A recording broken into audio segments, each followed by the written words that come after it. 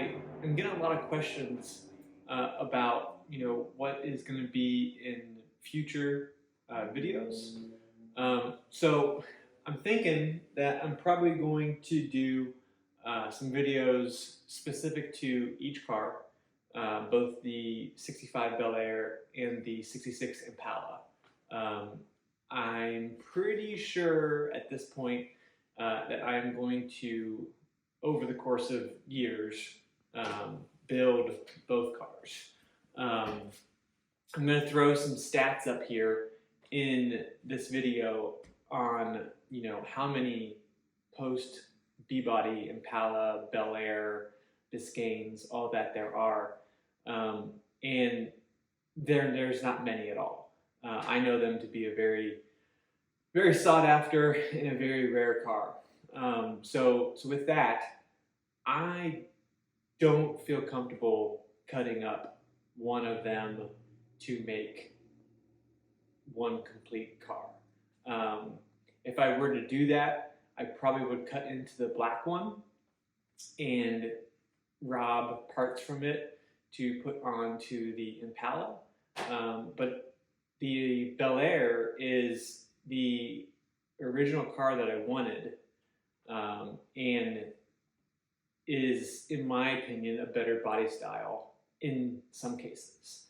Now the Impala is beautiful, and for the same reasons I don't want to cut into the Bel Air, I don't want to cut into the Impala.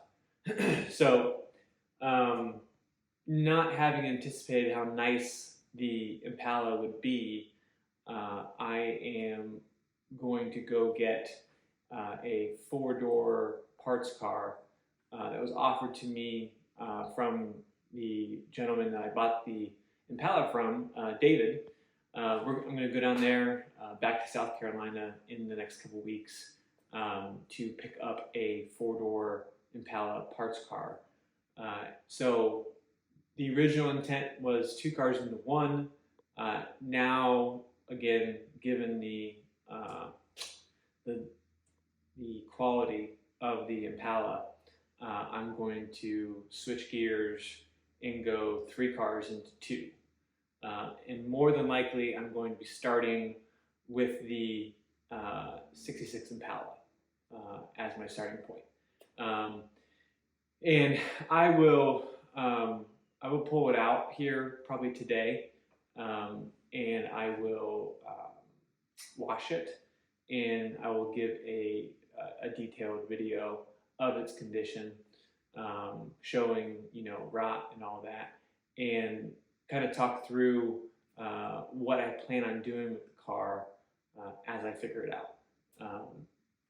Because I don't have I have kind of an outline in my head of what I want to do, but the specifics will probably change. I'm a big pro touring guy, so if I start spending a lot of money on the car, I almost said property. If I start spending a lot of money on the car, I will probably go the pro touring route versus pro street or back to stock. I do not really subscribe to numbers matching and going back to original and all that. Like, yes, they have their place, but that's very specific cars, and then even then you're not going to see me paying substantial amounts of money for a numbers matching anything, because all it means is you're buying a trailer queen or a garage queen that you're going to be somewhat afraid to drive, and it's not going to drive like you want. My WRX 2022 is going to drive 1,000 times better than a numbers matching Corvette from the 60s, numbers matching, you name it, numbers matching anything that is a 60s car or 70s car, a modern muscle car or modern sports car is going to drive infinitely times better.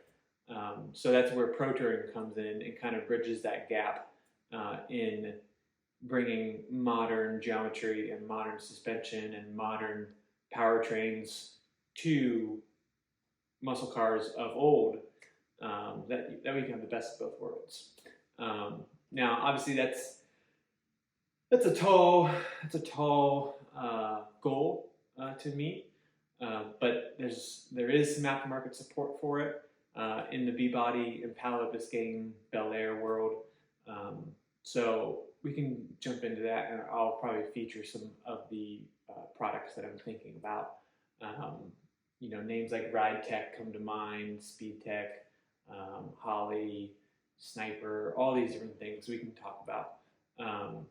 And more than likely, gonna go with like an LS-based engine platform. Don't know exactly what it looks like. Will it be turboed? Will it be naturally aspirated? Will it, be juiced? I don't know. Doubtful, at least at the get out. So that's kind of the trajectory of the channel. And then in addition to that, I'm also working on some other content that could be really interesting if I can get some of the parties to agree to some of my thoughts. So more to follow. Bear with me as I journey also into this editing world and best practices and all that. You've all given some decent feedback already, and I will take that into consideration and change. So here's nothing.